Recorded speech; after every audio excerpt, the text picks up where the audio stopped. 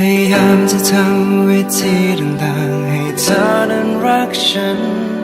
พยายามทุกวันมอบให้ทุกอย่างที่เธอต้องการเหมือนเดินบนสะพานที่มีปลายทางคือใจของเธอยังคงคิดและหวังจะนำเอารักแท้นี้ไปให้แต่ทำไมเดินมาเนิ่นนานไม่ถึงสักทีแต่ทำไมมองดูเส้นทางเหมือนยาวออกไปอยากรู้ว่าฉันต้องทำตัวอย่างไรอีกไกลแค่ไหนจนกว่าฉันจะใกล้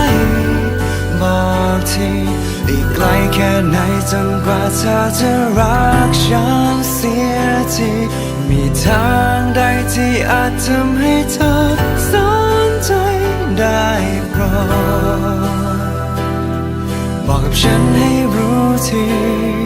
ว่าสุดท้ายแล้วฉันยังมีความหมายยังไม่คิดยอมแพ้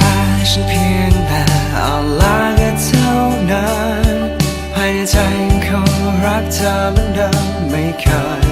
เปลี่ยนคนจะดีไม่น้อยจะเธอบอกให้ฉันได้